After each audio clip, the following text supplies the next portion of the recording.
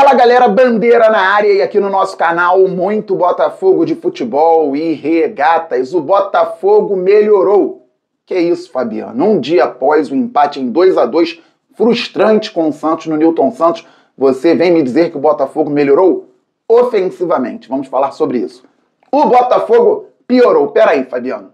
Você começa falando que o Botafogo melhorou e agora diz que o Botafogo piorou? Sim. Defensivamente, os adversários ainda têm muito espaço contra o Botafogo, que não marca da melhor maneira para um time que pensa em estar no G6 ao fim do Campeonato Brasileiro, visando a Libertadores do ano que vem. O Fogão empatou, todos sabemos, 2-2 com o Santos e no próximo sábado, às 18 horas, enfrenta o Mirassol em Mirassol pelo Campeonato Brasileiro. Jogo importantíssimo, uma semana praticamente cheia para que o técnico David Ancelotti potencialize o que vem fazendo ofensivamente e corrija urgentemente os problemas do Botafogo no sistema defensivo. Vamos falar um pouquinho também a respeito de John Textor com essa ideia de comprar o Wolverhampton, o que isso tem e o que não tem a ver com o nosso glorioso. Mas galera, ontem o David Ancelotti preferiu escalar o Newton como zagueiro ao lado do Barbosa, já que o David Ricardo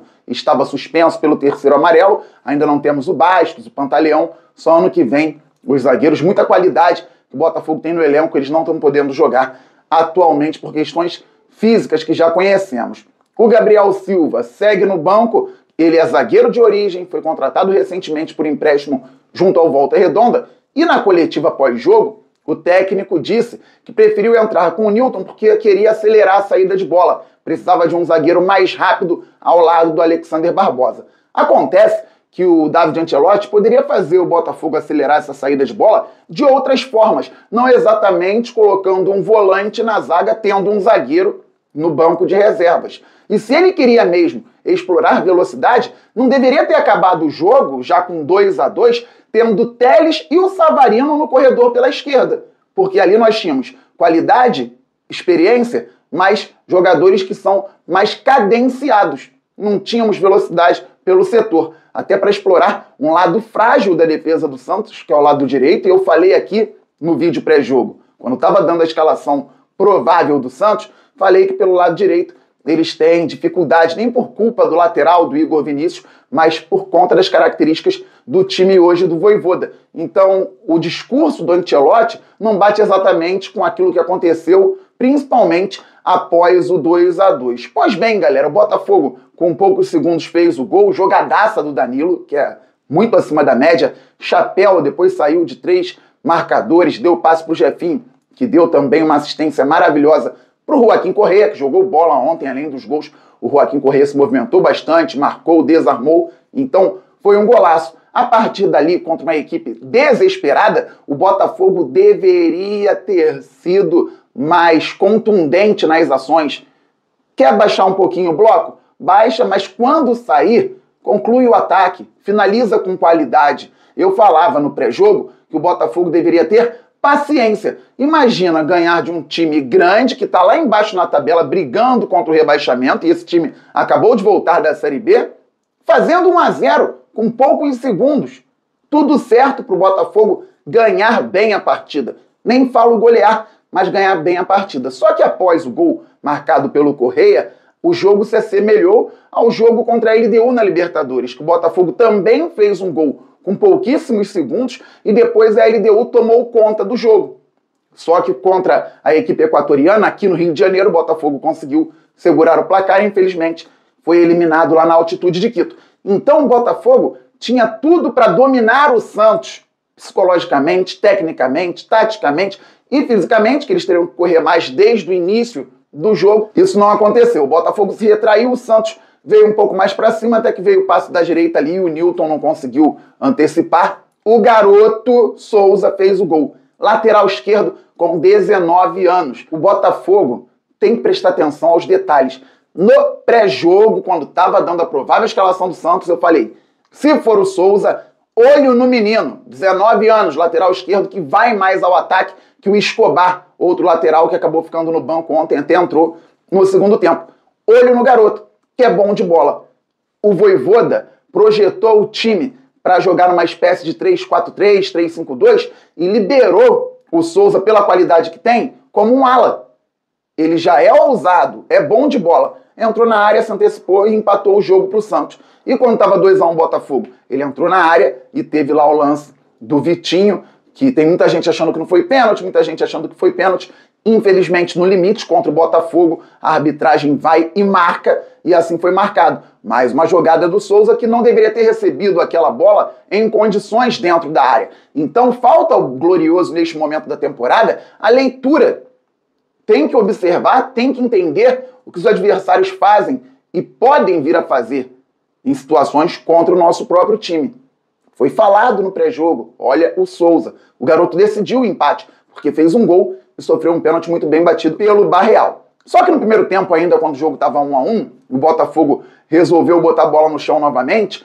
Outra coisa que eu pedia no vídeo de sábado, paciência, mesmo empatando. E o Botafogo, quando teve, conseguiu chegar, porque é um time qualificado, gente. O Botafogo tem bons jogadores, tem ótimas peças, mesmo com um ano tão conturbado. Por isso, conseguimos botar a bola no chão, rodar o jogo com tranquilidade, até que o Barbosa, no campo ofensivo, encontrou um companheiro, veio a tabela belíssima, Jefinho e o Joaquim Correia, que com tapa de muita qualidade fez 2-1. Ali, mais uma oportunidade para fechar o jogo. Postura que o Botafogo precisa ter.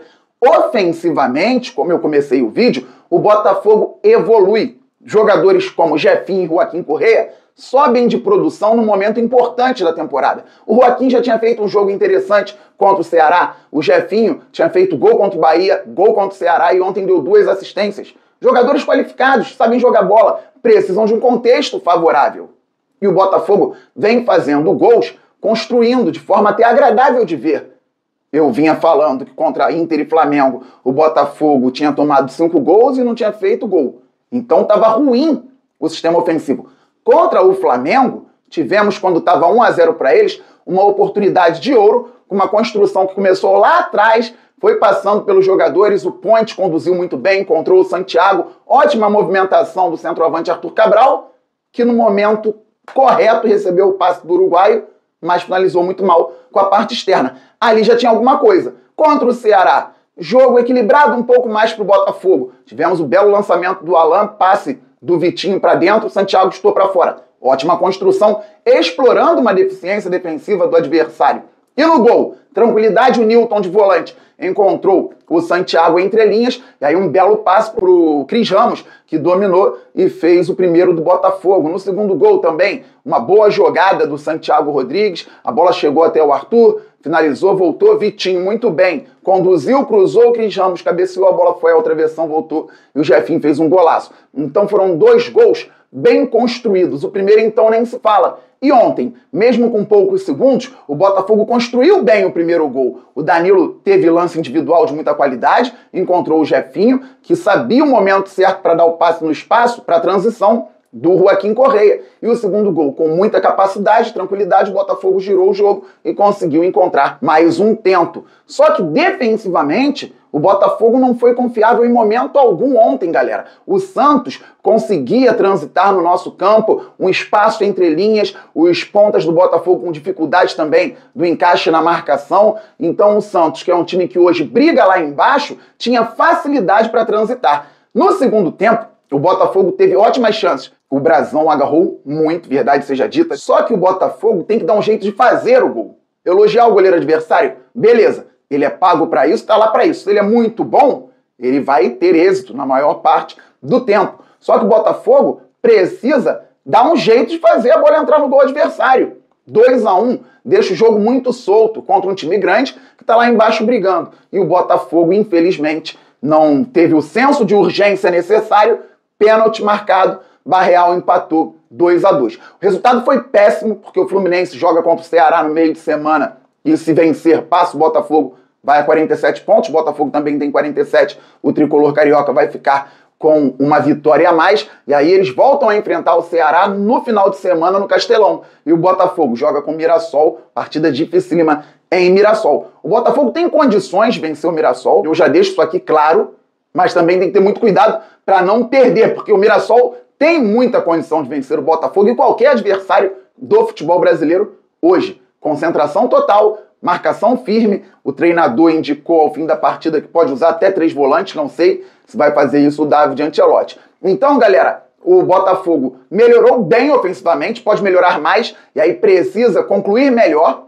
mas a organização das jogadas, o desenvolvimento está melhorando e vai mal defensivamente. O Botafogo não tomou gol contra o Ceará, mas tinha tomado 2 contra o Inter, 3 contra o Flamengo e agora tomou 2 gols de um Santos, reitero, fragilizado. Pois bem, galera, John Textor fazendo proposta para comprar o Wolverhampton, lanterna da Premier League, o time dos brasileiros André, ex-Fluminense, João Gomes, ex-Flamengo, John Arias, colombiano, ex-Fluminense também. Fabiano Textor está capitalizado, ele está com dinheiro para comprar um clube na Inglaterra porque ele não resolve a situação do Botafogo. Segundo o GE, John Textor está junto com o investidor para comprar um clube inglês. Segundo a matéria, o Wolverhampton recusou a primeira proposta, mas as negociações continuam. Fabi, e o investidor pode chegar junto aqui com o Botafogo também? Inicialmente, não.